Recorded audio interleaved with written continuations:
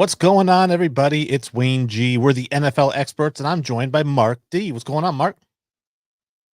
I'm good, Wayne. How are you, man? Party on.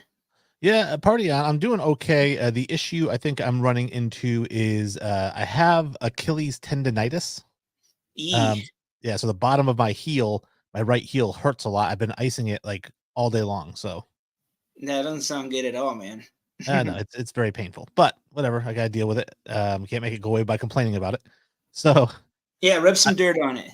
that's right. So let's just remind everybody before we get into our show today, because we have a really, really cool show today. We're going to be talking, obviously, the championship series that happened. Now we have the Super Bowl coming up, which we'll talk about next week.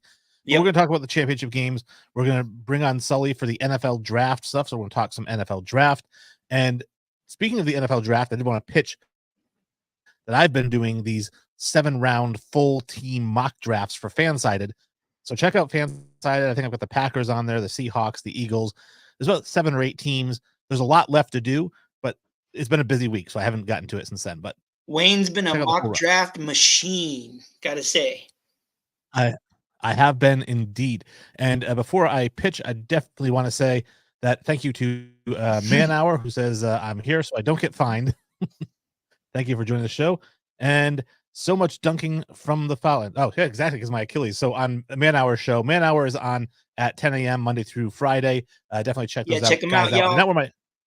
I did not wear my Man Hour hoodie today because I was late and I was just trying to get stuff done. But I mentioned on his show that I used to dunk from the foul line, but then I hurt my knee, which is not true. But he's saying no dunking from the foul line now on my Achilles. It's your story, Wayne. You can tell it any way you want, bro. I like to be honest about it. So let's talk about where you can find us on social media. We are on Twitter, Instagram at NFL Experts, plural pod, YouTube. You can email us, TikTok, email us at NFLExpertsPod@gmail. You can interact with the show, ask us questions, and make suggestions. So it's a good time. So any form of social media out there, you can find us, NFL Experts Pod. Find us. Give us some content, questions, comments, anything. We love it. Absolutely. So, like I said, we're going to be talking championship series. I always like to start in the AFC, where the Chiefs defeated the Ravens 17-10, much to my chagrin, because I was rooting for the Ravens and Lamar Jackson to get to that Super Bowl, but he did not. And even Mark was saying, don't bet against Patrick Mahomes. So, obviously, a crazy game and defensive game. I mean, not a lot of scoring. Not a lot of scoring, but you had the Mahomes magic as always with him and Kelsey.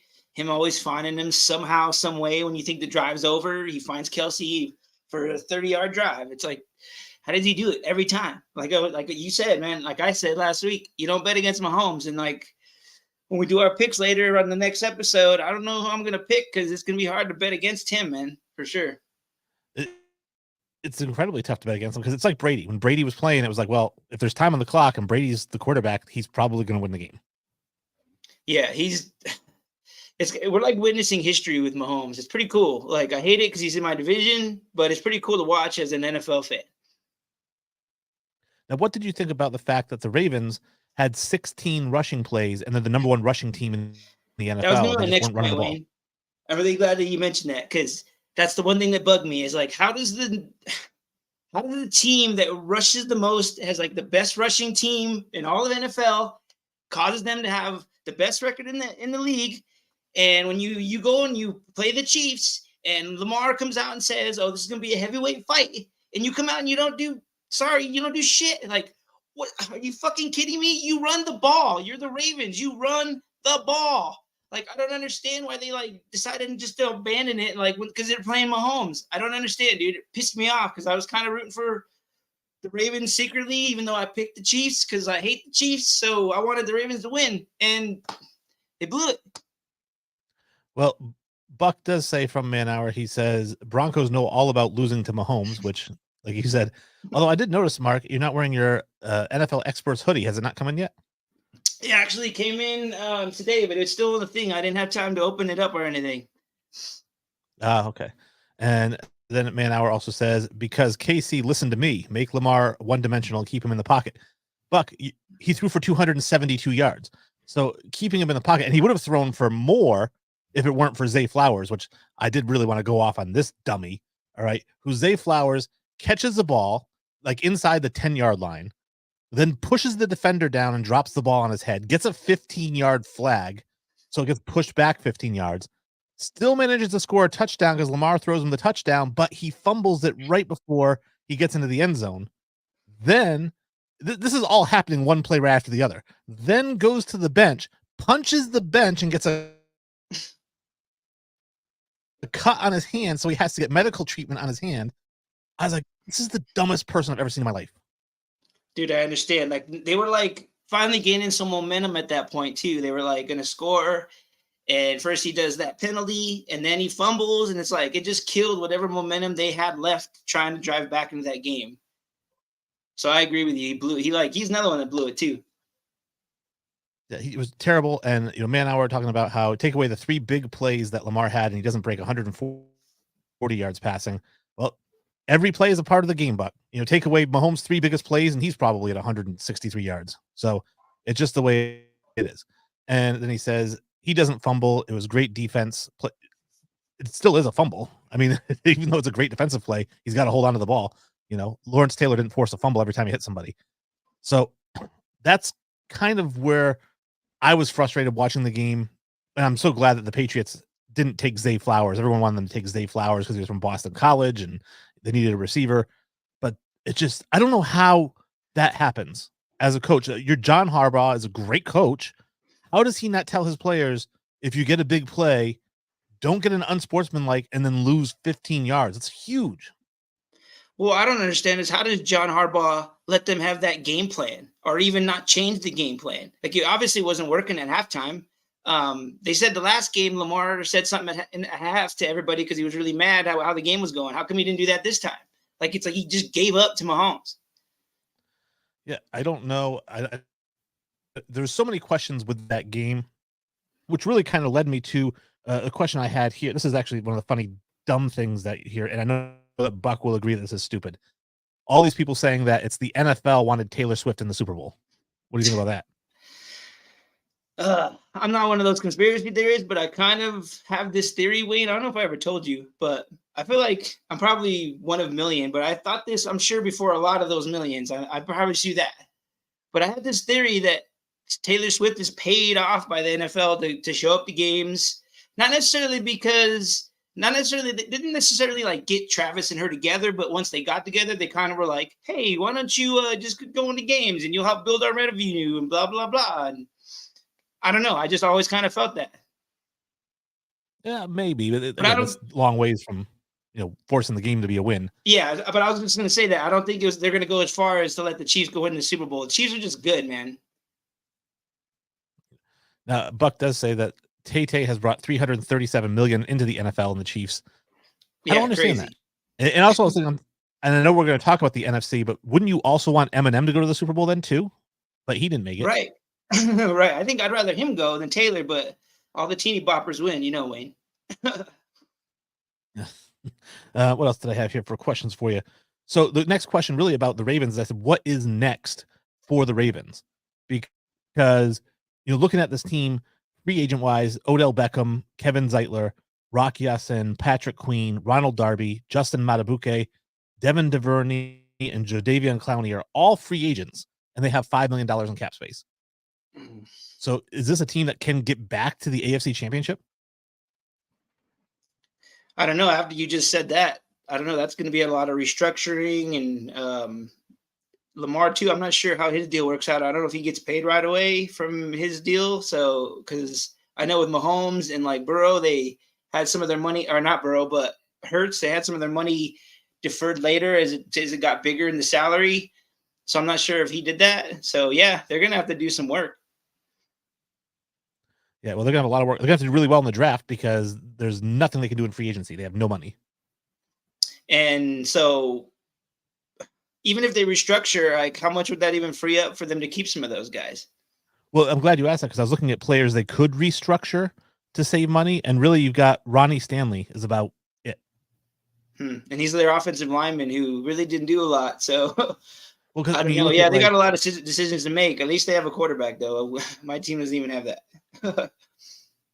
I mean, even Lamar Jackson, like his big extension, I believe, starts next year. So there's 55 million or whatever towards the cap. You can't really restructure something in the first year of their deal. Yeah, so yeah, they're in trouble. Then I don't know. I don't know if I'd see them back there. Lamar's really good, but I don't know if he's a team that can put his team on his back and carry them. I don't know.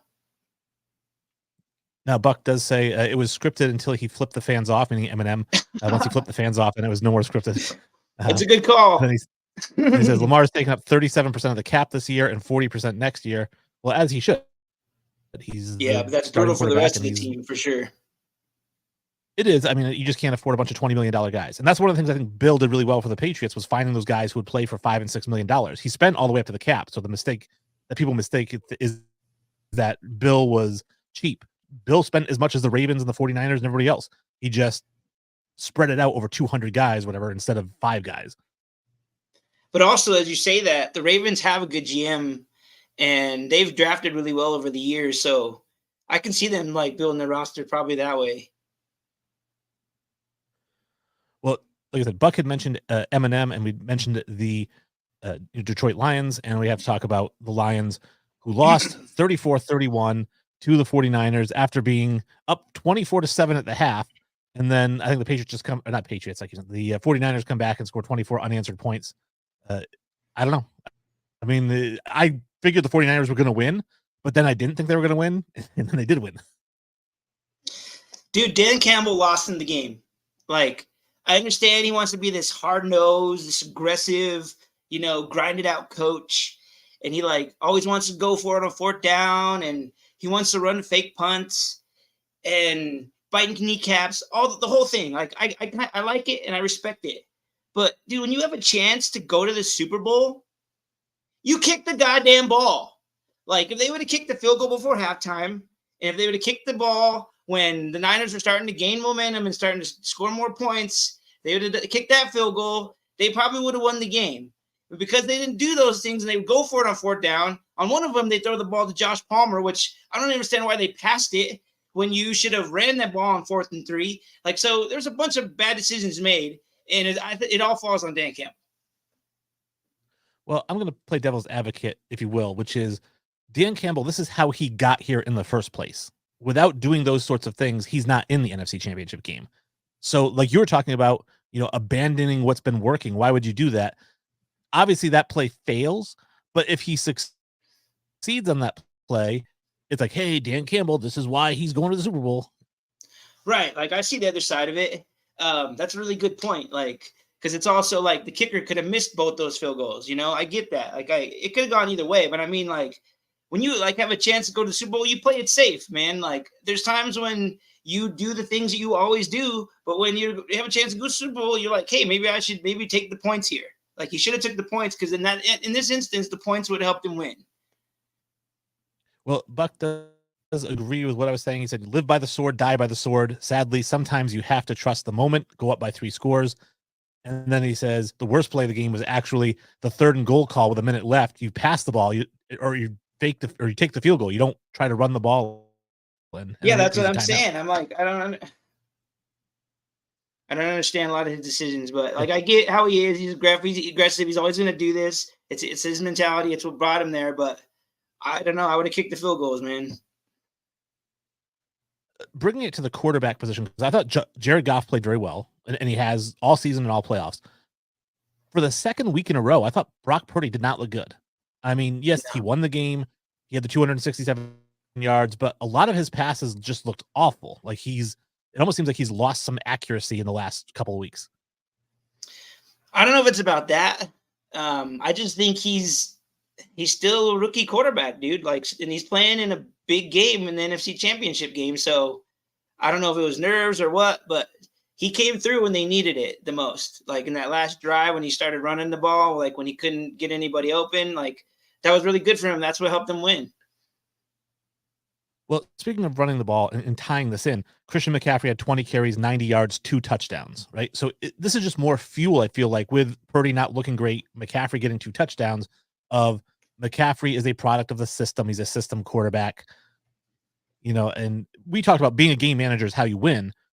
I don't like the term system quarterback. I've always said every quarterback's a system quarterback. Yeah, the good ones are like you kind of want to be a game manager, and he is.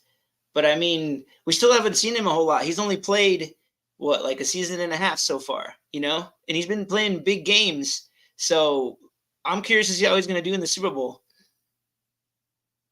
I am as well. And Buck does say you always have a staffer on the staff to give you ideas. When I coach, I have a cheat sheet saying, hey, I need to use my timeouts on defense before 2 minutes. You need that on a sheet, Buck? I know that just in the back of my head. Like, use your timeouts before the 2-minute warning. And then you just got to play the hurry up offense on after the 2-minute warning. You kick the goddamn field goals is what you do. And just like the Ravens, we said, what's next for the Ravens? What is next for the Lions? Because the Lions, believe it or not, aren't really losing a whole lot. I mean, Chauncey Gardner-Johnson is a free agent. Emmanuel Mosley, Josh Reynolds, I don't think is a huge deal. Romeo Okwara is a free agent. But believe it or not, the Lions have $61 million in cap space. I think they're in good shape, like you were saying. They have Goff coming back probably, and they have Ben Johnson not taking the job in Washington. Not sure what that was all about, but he didn't take that job, so that's going to help Goff next year, so they can build this offense even more so. So I think that's all good for them. Well, Goff is on the last year of his deal in 2024. He's making $31.6 million. We have to believe he's going to get a raise. Does he get it this offseason, or are they like, hey, get us to the NFC Championship game again, the Super Bowl, then we'll start talking 50, 55 million. But for right now, you got to play this year on the 31.6. I feel like the Lions are one of those franchises that are going to make him do that. They're going to make him earn it. Okay. I mean, he hasn't so far. Actually, I said this in our last show. I think he's the 5th best quarterback in the NFL because you look at his touchdown to interception ratio, his completion percentage, his yards. Like, he's been a top 5 guy the last 2 seasons. So what kind of deal would he get? A 2-year, 3-year deal? I mean, he's still under 30. So, I mean, I'm going to say 4 years, 210 million. Honestly, that'd probably be good for them, man. Like, they need something. If they can keep that team going the way it is now, I'd say keep him. I'd say do it. Now, Buck does say sign Chase Young to help. Chase Young kind of doesn't seem like he's there every play. Like, he seems like I just read an article that said that he takes plays off, dude. So yeah, like they said that a lot of the reason he didn't get a lot of snaps is because of that. The Niners noticed it and they were like, "See you later." Now he says also Danielle Hunter. That'd be a good one because a guy who's in the same division, he's familiar with those foes.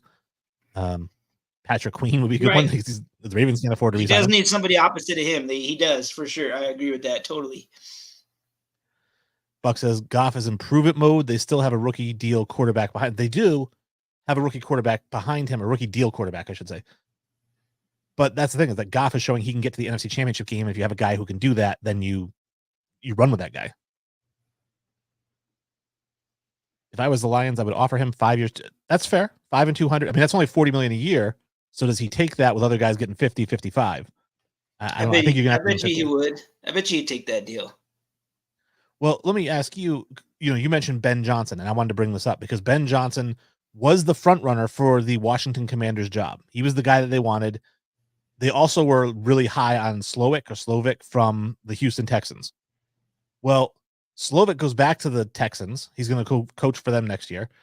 Johnson stays in Detroit because he wants to win a Super Bowl in Detroit. The Commanders have no other guy on deck. I mean, do they look at Bieniemy now? Or maybe my guy, Bill Belichick, sitting there at home with Josh McDaniels? Yeah, any chance you get to bring up Bill, man. Any chance you get.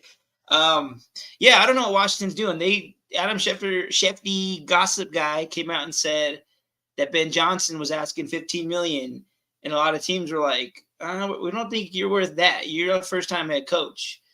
I don't know if that's like a true story. I don't know if Washington put that out there to like make him look bad because he decided to take the job. I don't know. But yeah, there's Vrabel still out there. Your boy Bill's out there. Yeah, I don't know, man. Well, before we talk about Vrabel, because I do want to bring that up. Mark people told me this weekend that he hates Bill Belichick. That he actually said, I hope he never gets another job. And I thought, did you like run into him at a restaurant and he spit in your face or something? Like what is going on?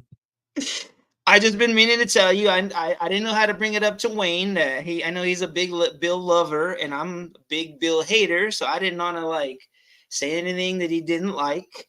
But I've never liked Bill. Like I think he's an asshole. Like he is the way he is, because of the way he is, that's probably why he's not going to get a job. Like he's kind of doesn't know how to draft anymore. He wants to control too much, and he only wants to like coach for a short time. So these teams don't want to give him a job because he wants too much power for too short a time. And if I was a team owner, I'd be like, no, I'm not doing that either. I don't know. I think he's still the best coach in the game.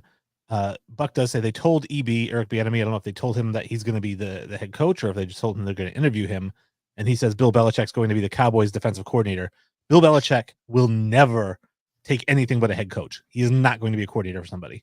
He'd rather retire. Yeah, I was going to say, so is he going to sit out a year and get even older? And then teams are going to want him even less after that. I don't know about less. I mean, there are guys like Bill Cowher was still, desirable even when he'd been out of the game for 3 or 4 years, so it's, if you know how to coach, teams are going to want you and they're always going to come knocking. Bill Belichick is a guy who belongs on the sidelines, break Shula's record and ride off into the sunset. He doesn't deserve to go out, 13, 14 games shy. No, but he also like wants too much control. Like the one team that he wanted to control, the team he wanted to coach, the Falcons, he was asking too much. Like I told you a couple of episodes ago, he didn't want to deal with Rich McKay, who was like Arthur Blank's right-hand guy, who like I told you, he's got like the dream job. He can make all these decisions, get paid all this money, but when things are going good, it's a great job. But when things are going bad, like it's not his fault. Oh, I'm not in football operations. Like he's got a cushy job. And so Belichick's not going to answer to that guy. He's like, I'm not answering to McKay. Like, I'll take the job if you get rid of McKay so I don't got to answer to him. And Arthur Blank was like, nah, I'm not doing that. Well, this is the comment. I mean, Buck makes a comment here that was what set you off this weekend. Andy Reid wins the title again and retires, and Bill Belichick goes to KC and wins a few more. That did set me off because screw that. Belichick does not deserve another freaking Hall of Fame quarterback. No, please, NFL gods, do not let that happen. And the last bit of news I want to tackle before we get into our draft talk is the Seahawks go out and they sign the Ravens defensive coordinator as their head coach. And I didn't think this was a good hire for two reasons. I'm going to give them to you here. Number one is that Mike Vrabel's available. Mike Vrabel has already proven he's a good head coach. You don't know if this guy's going to be a good head coach. He's a coordinator, just like rookies. You don't know how they're going to pan out. Get the guy who has a track record. And Vrabel's a defensive guy. He fits the Seahawks mold. They went and got a defensive guy. It's just a better choice to go with Vrabel. And secondly, when I think of Ravens coordinators, defensive coordinators going to head coaching positions, I think Rex Ryan and Marvin Lewis. And Marvin Lewis was okay. Not good, but okay. Rex Ryan was terrible. So they don't have a good track record of producing good head coaches. I don't like this hire for Seattle at all. Yeah, I didn't agree with it either because, like you said, they hired another defensive guy. It's like you get rid of Pete Carroll because you're trying to get rid of that philosophy and mentality. You want to bring in something new. But like I was telling you, Wayne, like it's these teams that want to bring in this new young coordinator. I don't know what it is. They think they're going to be the next Sean McVay. And so maybe I think this was one of those moves. Well, I think Buck does agree with you. He says teams on the West want the young, hot coach over 37. Nah. Yep. They want the young, hot coordinator, man. So that is what we have for our news. We're going to get into some draft talk here in just a second. I got a cool little segue video that you guys can enjoy for a second. And when we come back, we'll have Dan Sully-Sullivan, the NFL draft expert, joining us, the NFL experts. It's going to be a great, I think, segment here. So let's get into the video. And when we come back from the video, Sully. We'll have Sully on with us. With the first pick in the 2023 NFL draft.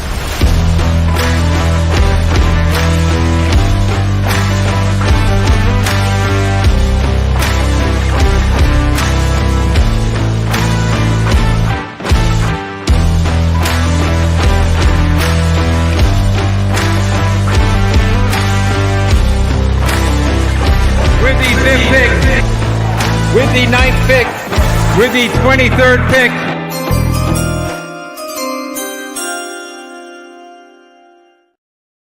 What's going on, everybody? Sully is on the screen. He's just not on the screen, but he has joined us here. And hey, there he is. Hey guys, Welcome to the show. Not too shabby. How we doing, boys? We do appreciate. We're doing great. I know Mark's doing great. I just mentioned I have a Achilles tendonitis, which is well, you're fat and old, yeah, so that makes sense. that's true. Yeah. Well, I'll say fat, not so old. We're all a little fat and old, man. What are you gonna say? Come on. No, but I'm like that kid in Hook. I'm like, not so fat to me.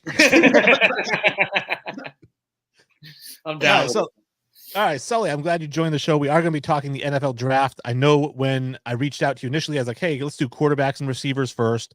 And I thought, we could do the top 5. You did tiers, which I like, kind of just broke it down into some different tiers. So me and Mark both have questions for you. Before we dive into those questions, I'm going to put your graphic up here of your quarterbacks. And I want you to kind of walk us through, because obviously there's people listening who aren't watching, so they're not going to see the graphic. Go through your tiers and who you got here at quarterback. Yeah. So tier 1, I think it's actually pretty clear. I think it's a 1A, 1B thing, honestly, too.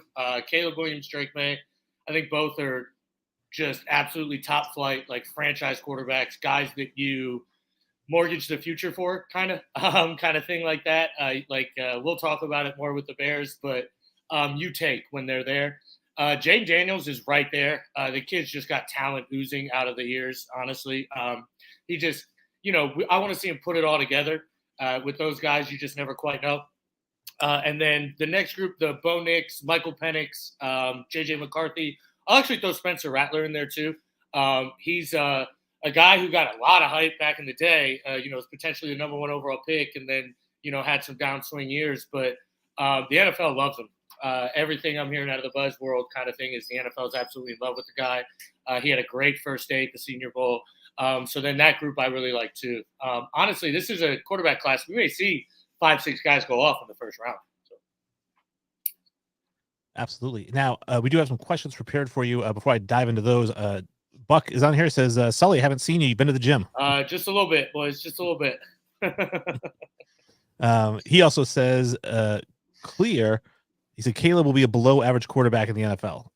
I disagree. Obviously, it could happen. You never know. But I just don't see it. I really don't. The kid, I get his tape this year's a little rocky. You look at that 2022 tape. It's special tape. It's tape that, you cannot get out of your head, honestly. He makes some special throws. He makes some special plays. And that kind of talent just plays out, honestly. It shows out. So. Do you think that 5 quarterbacks are going to get drafted in the first round? It doesn't always end up that way. I do. I think 3 go in the top 12. I think 3 could go in the top 8, depending on what Atlanta does. 4. My apologies, 4. I think 3 go in the top 3. So, I think they do. The big thing is going to be Michael Penix's medicals. We'll get into that later. I know Wayne has that prepared. But unfortunately, I'm not privy to that kind of information. None of us are. So we're not going to know that until combine time. But talent-wise, I think he's a late first-round guy. And then Bo Nix, and then Spencer Rattler's the one right now that's on the edge that's got a real shot of sneaking in there, I think. Well, I wanted to ask, obviously, you and I have talked a little bit about Jaden Daniels. I love the guy. Oh, yeah. Big fan of his. And my question for you with Daniels, though, is I feel like Daniels, and maybe you'll disagree, maybe you'll agree, I think he has the highest ceiling of any of these quarterbacks, but I also think he has the highest bust potential. And, kind of like, I think Trey Lance, remember when Trey Lance was the second pick? I think in that same kind of ballpark, Anthony Richardson, kind of tons of talent, like you said, but raw, very raw. I'd liken him more to Anthony Richardson. Trey Lance, we all know the guy played like 20 games in a total of 4 years or something. That's just something you can't come back from as a quarterback, in my opinion. That's what killed him. Just not actually playing football. Jaden Daniels, if you look, has progressed. Every year he's been in college, he's progressed as a better thrower. His playmaking ability is truly, truly special. The issue with Jaden Daniels is obviously going to be situation, in my opinion. Like Drake May is a guy that I think is going to succeed in 30 out of 32 teams kind of thing. He doesn't need a system tailored to him. Jaden Daniels is going to have a system built for him. like Shane Steichen's done for Jalen Hurts, like Shane Steichen's done for Anthony Richardson. He's going to have to be used in the run game because that's where he's special. But he's also a very talented thrower, so let that mature. But you've got to build your run game around him a bit. Okay, so Sully, as you can see, I'm a Broncos fan, and behind me so my question's about Michael Penix. He's been mocked anywhere from 8 to 70. I feel like this may be a guy maybe my team Broncos are looking at possibly because we're in need of a quarterback. We're probably going to get rid of Russell Wilson. So we're one of these teams that's going to be in need of one of these guys. I've seen him mocked from 8 to 70. You have him on the same tier as Bo Nix and JJ McCarthy. Do you think that they're all in the similar range, or do you think one's tighter than the other? I think Bo's going to go ahead of both of them. I really do. I think the NFL is going to fall in love with Bo Nix. I think his maturity over the last couple of years and his progression is going to show out. And he's also extremely mobile. I think he's the most mobile out of the three, but he throws very well on the run as well, and is also just an accurate guy in general. Penix is, again, it's a little difficult. His arm talent is incredible. He's got knee issues out the wazoo, and unfortunately, we won't know. So it's tough to, like, talent-wise, I think he goes top 20. I don't have him at I think you guys are at 12, right? 12, yeah. Yeah, I don't have him at 12. I have you guys actually taking Bo Nix at 12. That's why I said I have 4 quarterbacks going in the top. Yeah, he's the other one that they keep mentioning. Yeah. Option. That's where I got Bo Nix going to. I think it's a perfect fit too. I think he'd fit really well in that offense. He's got to get past Minnesota because I think Minnesota would also love to have a guy like Bo Nix. But I think he really fits well in Denver, and I don't know. Right now with Penix, I don't have him in my first round of my mock draft because there's just too many question marks, unfortunately. Now, Buck's little comment out here for you, Mark. He says the Broncos are going to draft Tagovailoa because he's a cool name. Oh man, our Buck, bro. Truthfully, the back end of the draft too is like somebody like you see at the bottom is mentioning Jordan Travis and things like that. I mean, like I said, Michael Pratt, Spencer Rattler, Jordan Travis, Joe Milton, Sam Hartman. Like, I mean, these guys, those are not talented guys. Those guys are going to go, 3, 4, 5th round, and they've got a chance to be like good starters, honestly. Well, I was putting Buck's comment out there. Said I hope Jordan Travis gets drafted by a team not looking for a quarterback and blows them out of the water in camp and preseason. They have no choice but to play him. I think he would be perfect in Cleveland. Yeah, I mean he fits in Cleveland. He fits in Minnesota as well. I think he'd do well there.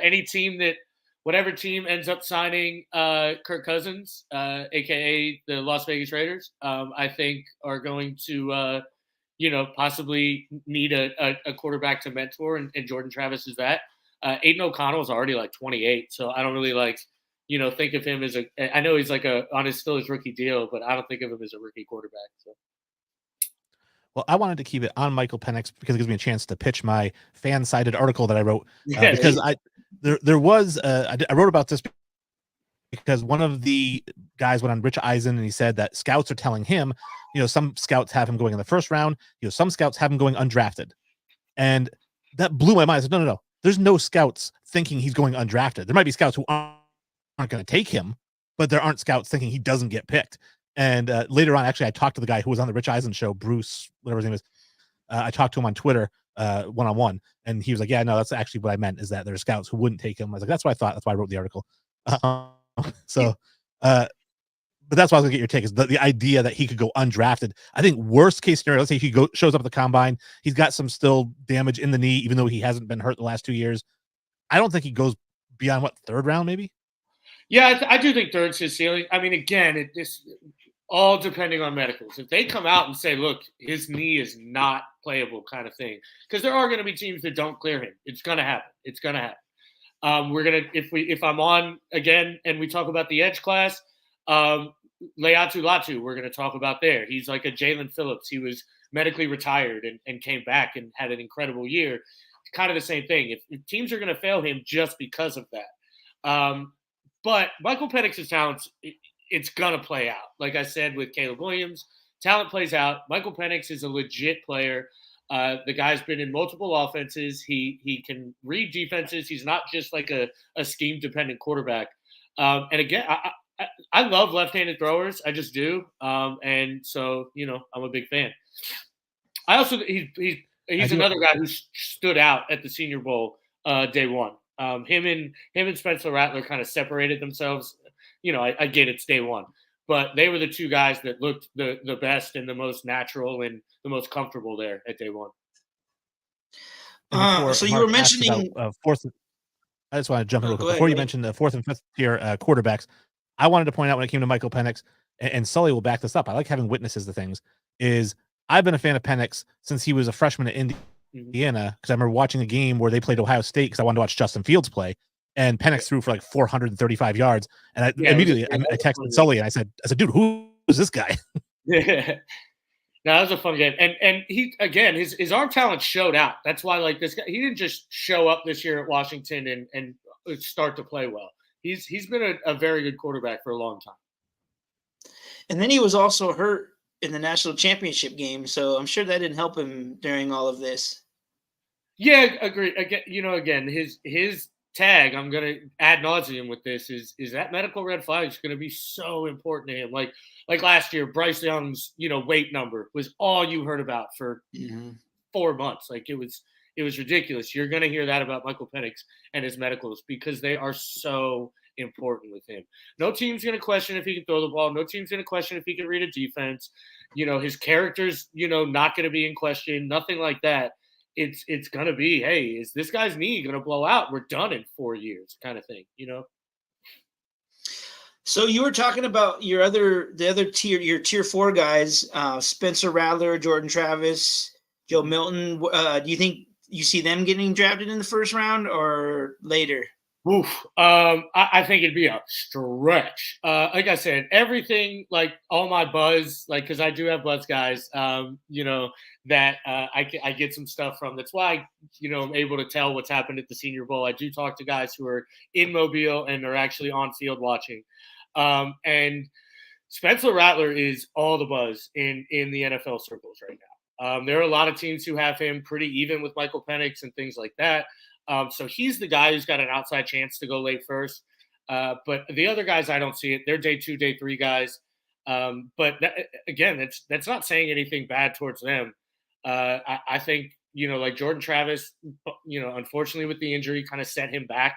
Or else I think he could have been a second-round guy, but I think he's more of a third- or fourth-round guy now. But Michael Pratt's the other one I think's got a real shot at being a high pick. I had to ask about your tier 1 quarterbacks because you mentioned 1A, 1B with Caleb Williams and Drake May. And as you know, when I say 1A, 1B, like we talk about basketball, I have Wilt Chamberlain 1A, Michael Jordan 1B. Mm-hmm. But what that means that if somebody puts Jordan first, I don't have a problem with that. Like they're both on the same tier. Yeah. What is the likelihood? Give me a percentage that Drake May goes number 1. I think it's 50-50 at this point. I really do. Drake May is the mold of a quarterback you want. If you build a quarterback, he's what you want. The X factor is Caleb Williams and those off-script plays that he can do that is running the NFL right now. I mean, let's be real. Like, those guys are the ones that are succeeding in the NFL. But, let's liken it to – I'm going to hate saying this, and they're not either of these guys. But Caleb Williams is Patrick Mahomes and Drake May is Joe Burrow, like at their peaks kind of thing. And you're going to take either one and you're going to be thrilled. But, like one guy gives you that little extra but one guy's probably a better natural passer, and things like that, and probably more accurate. So I think that's where I would have them. It wouldn't shock me at all if the Bears decided to go Drake May over Caleb Williams. I wouldn't be shocked one bit. All right. So but I have a follow-up question to that. So you do say that they're 1A and 1B. Mm-hmm. What makes them 1A, 1B? Is it, like you said, is it Caleb Williams because of the off-scripted stuff? And is it more Drake May because he's a pocket guy? Like, truth be told, I could have them flipped and it would be fine with me. I really just have had Caleb's first since last year, like most people have. And I don't think he's done anything to lose that. Yeah, I don't love his 2023 tape this year. I don't love every game, but he still does have special throws. He just tried to do too much this year, which, that's like the Josh Allen argument. Like, I'm one of Josh Allen's biggest fans. I think he's the second best quarterback in the NFL. But a lot of people don't see that because of the risk he takes and the things he does like that. I think that's a little bit of Caleb Williams this year. He just tried to be Superman. He had all that hype. He wanted to win the Heisman. And I think it all got to him. If he just goes out there and plays ball, I mean, again, his 2022 tape is the best tape I've ever watched. It's special. I mean, throws that people could only dream of making, he makes, and he makes them look easy. And so he's not Andrew Luck, Trevor Lawrence to me, but he's right below that. And so is Drake May. They're right below that.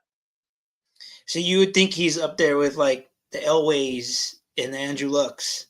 No, I just said he's not Luck, Trevor Lawrence, because I've got Trevor Lawrence as the best prospect I've ever graded, quarterback-wise. And then Andrew Luck's right there with him. I was never there to grade John Elway, so I'm not going to speak of him. But, I know he was very highly, recognized coming out and things like that. Let's see. They'd be that next tier. I honestly wouldn't know somebody off the top of my head that I would put in that tier right now. Burrow? What's up? Burrow? Yeah, Burrow for sure. Yeah, there you go, Burrow. I thought Burrow was just absolutely divine, if we're being quite honest. So yeah, probably right there. And both of them, like I said, Drake and Caleb are both there, in my opinion. And that's what I've told people, I think, about the Caleb Williams and even with Trevor Lawrence, because I didn't put the comment up. Buck had commented, he goes, "Didn't you say this about Trevor Lawrence?" Because he hates Trevor Lawrence. Yeah, Trevor Lawrence is a stud. Right. So. And so I always say, like, in the NBA, which was really my forte, I said, there's certain guys who, obviously, in any draft, there's risk. There's guys who may not pan out. But then there are guys who have a 0% bust. And, like, Shaquille O'Neal was that guy. Tim Duncan was that guy. LeBron James was that guy. So I think, like, when you talk about, Andrew Luck was that guy, Trevor Lawrence is that guy, Peyton Manning was that guy. And that's why I brought up Burrow, because Burrow was like, he had the great, amazing year, but the year before that wasn't great, and he had to transfer to LSU. The year before that, pretty much. But yeah, exactly. Like, I thought Trevor Lawrence had zero bust potential. You can say what you want about his career, and and claim he's not, a top 5 or whatever. But if you think he's a bust, I don't know what you're watching. Especially in the dumpster fire he had to put up with in Urban Meyer, and now just getting some talent in Jacksonville. And I do think they kind of skunked it away at the end of the year, but a lot of that had to do with some injuries too, and offensive line play, if we're being honest. But again, if you think Trevor Lawrence is not a top 10 quarterback, I don't know what you're watching. So, and if you're drafting a guy, that's what you're hoping for, obviously. I think it's tough to draft a guy and be like, he's going to be the best in the league. It's, hey, I want a top 10 guy I know I can compete with, kind of thing. One more thing about Caleb Williams. Yeah. Do you see him, because he's such the star prospect, do you see teams like doing some crazy trades in the draft to get him? I think they're going to offer, but I think Chicago would be a fool to move out of that pick. I just don't love it. I know Buck's going to get on here and blast, that he doesn't want Caleb and this and that. But truthfully, if they don't want Caleb, that's fine. Take Drake May. But I don't think you can ride out with Justin Fields right now. I think you need to reset the clock. I think that's the smartest business decision. Now, obviously, if somebody offers, 4 firsts and, got whatever it is, like, okay, you listen to it. But I don't know if anybody's going to. I think it's going to be tough to get up there because Washington's comfortable at 2. I don't think they're going to move anywhere. I think New England's very comfortable at 3. I don't think they're going to move anywhere. Then the next team that you're getting to that needs a quarterback, Atlanta at 8? To come up to 8, I think to come, up all the way to 8 and Chicago to move all the way back, I think it'd take a lot, like a whole lot. So I just don't know if Arthur Blank and a new coach is going to do that. Meanwhile, like we're going to talk about, I think they could trade one of their conditional picks or something like that and get Fields. And instead of using a first rounder or first overall and multiple first overalls and mortgaging your capital on him. Now, I did just say at the beginning of the show, I think they are guys you should mortgage your capital for. But I don't think that's going to happen. I truly don't. I just, man, these guys don't come along. It's not every year you see these kind of guys. And to move out when you've got a question mark, you can believe in Fields or you don't, or you may not, but there's a question mark there. And yes, the draft pick's a question mark also, but there's nobody on the planet, I think, that had just like if they're prospect to prospect that's got Fields over either of these prospects. So even if you view it in that light, I think it's just time to move on, reset your clock with the quarterback. Fields has only got 2 more years of control, so get the full 5 and do the full rebuild. I'm glad you said that because actually that's the argument I had for weeks with Brandon Combs, who is a Bears fan, is because he wants to stick with Fields and draft Marvin Harrison. And I said, listen, I love Fields. I really do. I think he's a really good quarterback. I think there's potential he could win a Super Bowl for another team. That's how good I think he is. However, I looked at it from the business standpoint. If you feel you could get the same production out of Caleb Williams that you can out of Fields, but for 1/4 the cost, then you do that. You do it every time. And here's the big question mark is, let's say, and Daniel Jones is the measuring stick now. Like, let's say Fields comes out and has like a Daniel Jones this year, and then they're forced to sign him to this massive deal, and then he Daniel Joneses. You know what I mean? And I just don't think he's shown enough to give him a massive deal. And when you've got this golden goose on the plate, like I just don't see, like, again, business-wise, how you pass it up. I mean, I agree. I love Fields. I think I have him going to the Raiders. Tom Telesco was their interim GM when they all got fired, and now he's their assistant GM. He was the GM in Chicago when he was drafted. So I think he brings him over into Las Vegas from Chicago for like a second or a seventh or, a third and a conditional, something like that. That it makes too much sense for me, honestly. And before we get into wide receivers, I just put a couple comments from Buck, and this is why we're the NFL experts. We have to educate people like Buck from time to time. So the first comment we have here, he says, Fields is not Poles' guy. It's easier to cut ties. I think that they move Fields before the draft and get another first-round pick. Nobody's giving up a first for Fields. I don't think anybody gives him a first. I just don't. Now, again, conditional maybe.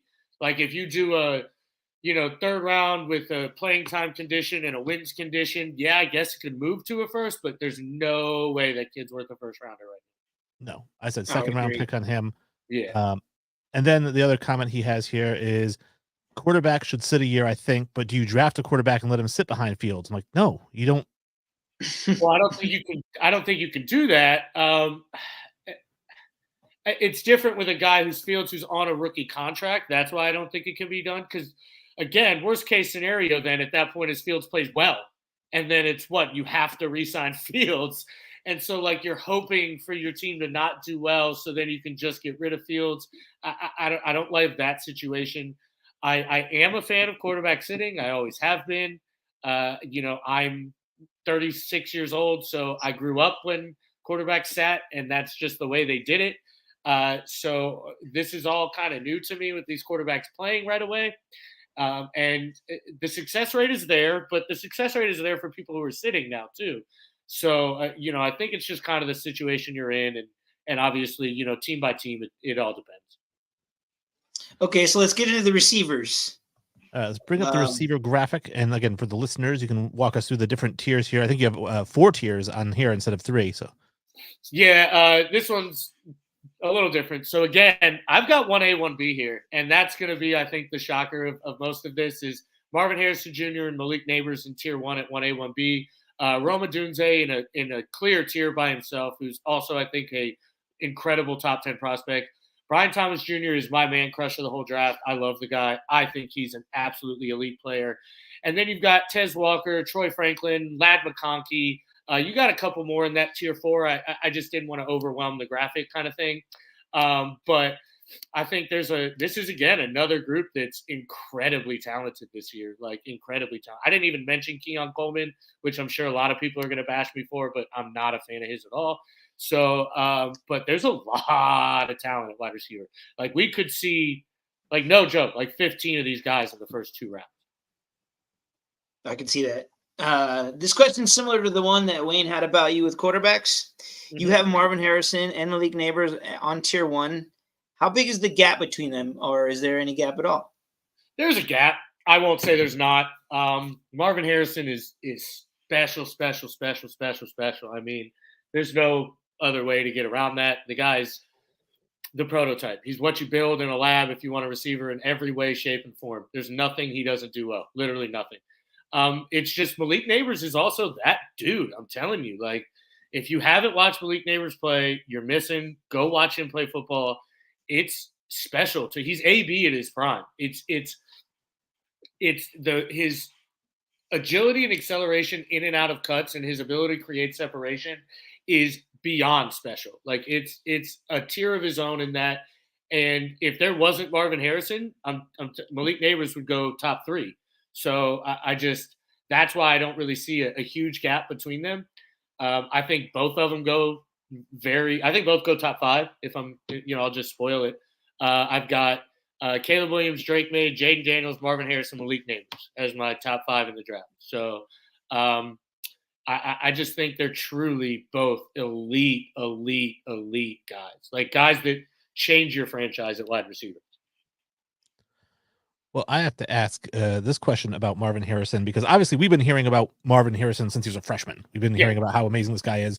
And you know what it reminds me of? I draw similar, like what we heard kind of thing to Calvin Johnson, like who came into the draft, second overall pick, And I was just going to say, he's not Megatron though, right? Oh, yeah, he is. Really? Oh, yeah, he is. It's a little smaller, but not. I mean, I don't even think he's smaller. I mean, weight-wise, yeah, but I mean, he's 6'4". He's a legit 6'4". He's 210 probably is what he's going to weigh at, in between 205 and 210. I mean, so obviously he's not 230, but I think he's going to run, low 4.4s, and which again isn't a 4.3 that's Megatron, but he's a much smoother wide receiver than Megatron. I'll tell you that. Like, his route running is way more crisp than Megatron was coming out. Now Megatron is, obviously one of the greatest of all time. And, I'm not saying a bad word about him. But I mean, I graded them both, and I think Marvin Harrison grades higher. Yeah. Again, my next question doesn't do well. Okay, so would you say it's better to draft a tier 1 quarterback with a tier 4 receiver, or is it better to draft a tier 1 receiver with a 2 or 3 for quarterback? I guess situation. Obviously that matters, but in this draft, I would take one of the tier 1 quarterbacks, just because, again, Caleb and Drake are special guys. And that just changes your franchise so much, and the tier 4 guys aren't bad guys this year. They're guys who are going to grade out really well. There are guys who are going to, test really well. Troy Franklin's going to fly. Ladd McConkey is, I don't know how to describe the guy. Obviously you don't want to describe him just to another white receiver, but he's Wes Welker. Like, he understands football so well. He's going to give you 100%. He's going to find the holes in the zone. He's going to catch the ball every time. And that means a lot in the league. So, and he's not just like a gadget guy. So those tier 4 guys are also really talented. So that's the way I would run. I'd go tier 1, tier 4, quarterback, wide receiver. Now, Buck does ask the question. He says, I had the chance to talk to Junior a few times over the last 2 seasons. I'm guessing that's MHJ, but I'm not sure the work ethic to be great in the NFL is there. Wow. I've never spoken to him, obviously, but I hear the complete opposite. I hear he outworks everybody at Ohio State. So, maybe that's just team talk and things like that, but that's what I've heard. I mean, again, the guy's progressed every year too. Like, you look at him and his grades gotten better every year. The things you were questioning, like last year, he wasn't great after the catch. And I mean, in and out of his breaks, he's not Malik Neighbors, but again, he's 6'4", 205. So, it's those short area cuts aren't really his specialty, but it's not like he's bad at them. And he improved that too this year and things like that. So I don't know. I think Buck doesn't like guys who everybody else likes. So Let's put it that way. Well, speaking of what guys like, we all have our own thing. Some guys are boob guys, some guys are butt guys, right? You can say ass, Wayne. Come on, man. And when it comes to the NFL draft, and I'm sure Sully will back this up, what gets me rock hard is big receivers. And so I have to ask. You want to admit that, Wayne? Where are we talking about big, Wayne? I like them big everywhere. So the thing that I like in this draft is Johnny Wilson, 6'7", runs a 4.4 out of Florida State. Yeah. Obviously he's got issues. He's projected as like a 3rd round pick. Yeah. But I'm curious, like, what your thoughts are on him, because I like him so much. I know the last mock draft we did, I really liked the kid from Iowa State that was 6'8", whatever. He never did anything. But what's your take on Johnny Wilson? I mean, he doesn't really move all too well, in my opinion. I would love to see him transition to like a Darren Waller kind of type role, and things like that. I don't think he can be a true outside wide receiver. He's just like, you look at like his 3-cone and his short shuttle numbers will be very telling. And I'd be shocked if he ran a 4.4 too. But we've got a ton of guys like that. Like, Marvin Harrison, 6'4", Keon Coleman's, I think 6'4", 6'5", could even be at 6'6". Brian Thomas, my man crush, is 6'4". Troy Franklin, 6'3". Adonai Mitchell, 6'4". Xavier Legette, 6'3", 227. That kid's built like a brick house, dude. If you like big receivers, this is your draft, honestly, compared to last year where everybody was 5'10", 135 pounds. It's the flip side for sure. Who needs X videos? I got the draft. I like it. All right, I'm curious about Jerry Rice's kid, Brendan. Okay. From USC. He used to be a Buffalo from here in Colorado before he transferred there. Where does he get drafted? Does he project to be a good NFL wide receiver? Yeah, he does. He's going to be a solid player. He's not his dad, obviously, and I don't think anybody expects him to be. But he's 6'3", 210. He's a big boy. He moves very well, and he catches pretty much everything you throw at him. So I think he's going to get a spot in the NFL. I think it's, he's a 3rd round guy, which means 3rd to 5 kind of thing. But I think, he's a day 2, more likely a day 3 guy. But I mean, he makes a roster, and I think he makes an impact. I think I've got him at, I'd have to look total. Yeah, I've got him at 11. But I mean, that's not bad in this draft. So I do have to throw up some comments from Buck. Obviously, he is channeling his Rex Ryan. He says, "Give me those toes." So he looks some toes, and then he also said, "He asked me this." He asked me, he says, "Wayne, would you rather have a big wide receiver that runs a 4.6 or a short wide receiver that runs a 4.4?" And I'm like, "How big and how short?" Because if we're talking 6'7" versus 5'2", but if we're talking short, like 5'11", 4.4, yeah, I'll take that. Yeah, I also don't think 4.4 is all that special anymore, if we're being honest. I mean, every linebacker on the field pretty much runs a 4.4. That's like the standard right now, 4.4. Yeah, it pretty much is. Like, if you run anything 4.5 and over, you're knocked. I mean, like, that's why a guy like Puka Nacua got knocked. It doesn't matter how good of a receiver you are. If Ladd McConkey's the tell-all, if he comes in and runs a 4.5, 4.6, it's going to be tough to judge where he goes. But I'd rather a 6'4" guy that runs a 4.4. It's if we're just being honest. So, and that's going to be Marvin Harrison. So. Well, but I'm glad you mentioned the standard and how it's changed, because Buck did say, he said, Jerry Rice wasn't Jerry Rice coming out of college. He ran a 4.55, but that was the early 80s. Right?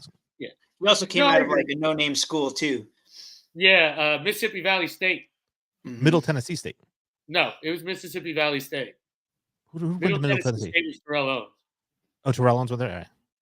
All right. Don't try me, Wayne.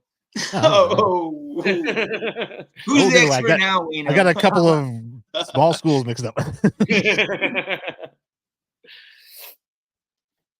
All right. Well, I didn't really have any more questions about quarterbacks or receivers. I did want to say, maybe kind of a spoiler, because I haven't done these mock drafts yet for Fansided, but we were talking about the top 3 picks and whatnot. And you mentioned some of your spoilers as the top 5 guys. Yeah. And my spoilers, I actually have Jaden Daniels going 2 to Washington, and the Patriots taking Marvin Harrison, wow. and Drake May falling. Drake May falling to where? Well, because then it's gonna go Harrison, and then I have the Cardinals taking Neighbors, Yeah. and then I think probably falling to the Falcons. Chargers at 5. Unless somebody trades up. So my mocks don't have any trades. I think Giants at 6 would be his floor. But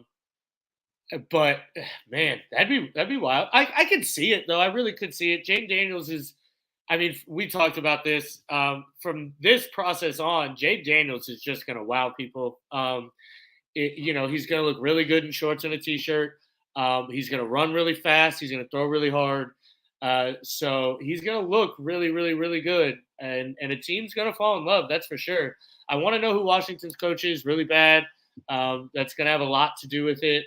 Not getting Ben Johnson or Bobby Slowick was, I think, a real blow, if I'm being honest. The most sense now is a guy like Dan Quinn, I think, which, I don't think he's going to wow anybody, but I do think he's a good coach, and I think he can do well, but I don't know what kind of quarterback he wants. So I think that's going to matter a lot. But I don't hate the Jaden Daniels at 2. I love Drake May. I really do. I love Drake May. Well, and we're going to tackle some more of these Buck comments that he has in here. One, he's asking me, are you drinking a Coke or a Pop? It's a Coke Zero. Nobody calls it Pop in the Northeast. It's Coke Zero. I thought the North is where they call it Pop. No, I thought it was down south, like Georgia and stuff. Oh, God. Yeah, Commanders and what did he say here? I had it up there. Drake May gets cut after a few years? Oh, I don't know about that. So yeah, but I don't hate. I guess I don't hate if they can take 8 and move back up and get, like, if Drake May falls somehow, which I don't see how he does, but maybe like move up with Arizona, who's shown they're willing to move around in the draft. Monty Ossenfort is honestly probably my favorite GM, which is a weird thing to say. I have a favorite GM, but what he does in the draft is I think just brilliant.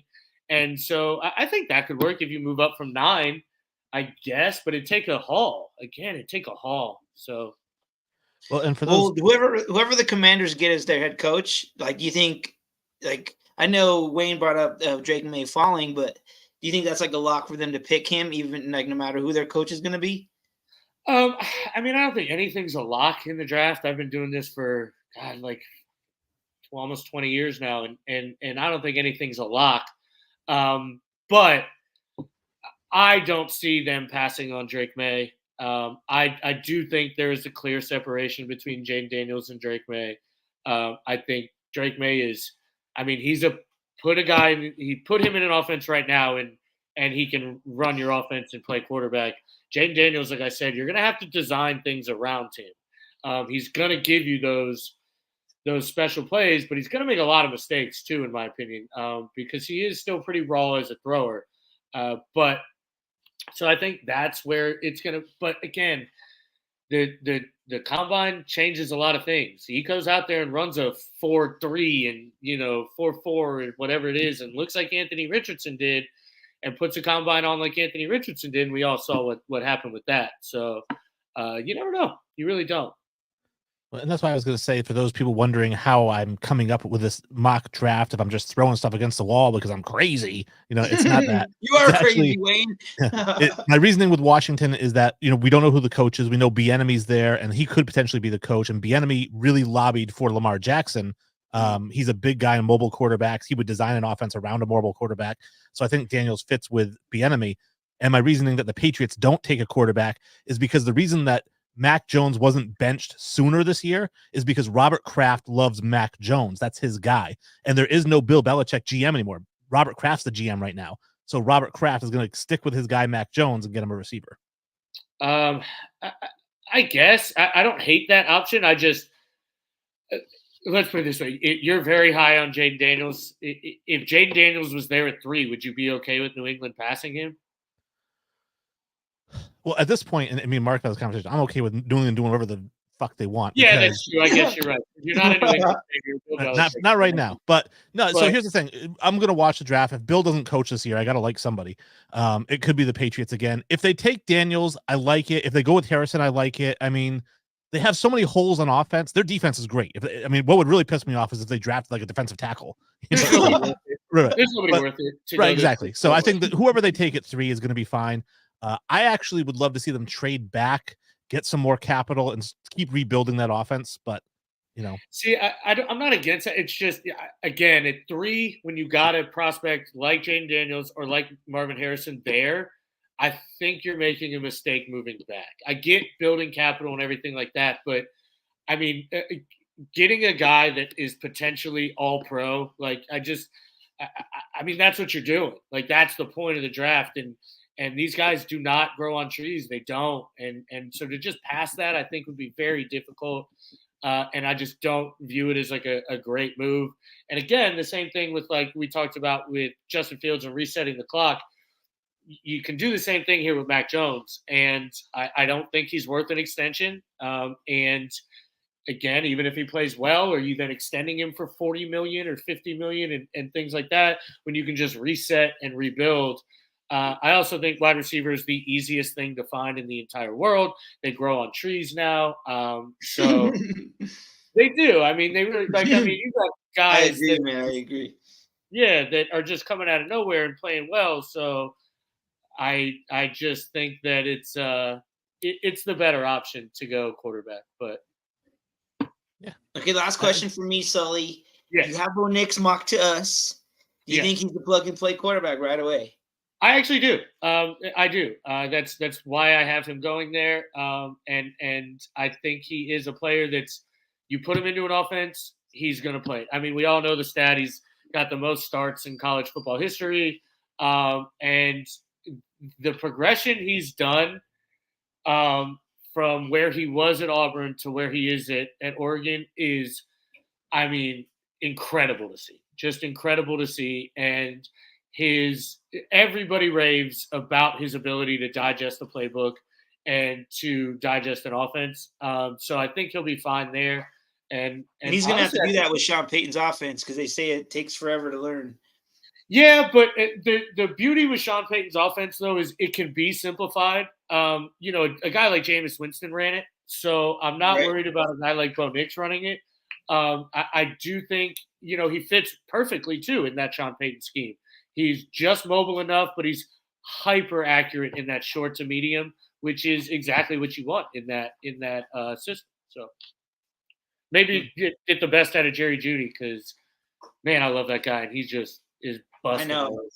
Yeah. I know, man. I know. See, and Sully, I appreciate you being nice with Mark because I would have answered that question a lot more harshly. In fact, well, Mark, why don't you ask me that question of whether or not Bo Nix is a plug and play player? Is Bo Nix a plug and play player, Wayne? If your secondary option is Drew Lock, then yeah. Yeah, exactly. And that's where you're at. I mean, if your secondary option is Drew Lock, he's a plug and play. And not just that. I mean, I think Kirk Cousins would fit really well there. I don't think they have the cap space to go ahead and sign a guy like Cousins. We don't. Yeah. So, that's why I think they're stuck to getting a rookie. And I actually think they're one of the teams that is going to have to move up and make a move to get who they want. I don't think Bo Nix is just going to be sitting there at 12 for them. So I think somewhere like 7, 8, 9, Chicago may move back and something like that. Because, again, I think they got to get ahead of Minnesota too. So good to know, Sully. Good to know. Yeah, buddy. Well, we do appreciate you coming on the show. We appreciate everybody who tuned in, especially Buck, who peppered me with questions. I didn't get them all up there, so I do apologize. Buck, I tried to get the most. I had a blast. Yeah, I tried to get the most important ones. Obviously, we're going to have Sully on again next week. We're going to do a little bit of Super Bowl preview, which isn't going to take very long. So you're going to get a lot more Sully next week than you did this week. And I can't remember what are we doing next week. All right, cool. Well, hey, thanks everybody. At NFL Experts Pod everywhere, or NFL Experts Pod at Gmail. Email us. If you've got some pictures of big wide receivers, send them to me. Big sexy ones for Wayne. Yeah. All right, thanks so much, everybody. Right on, guys.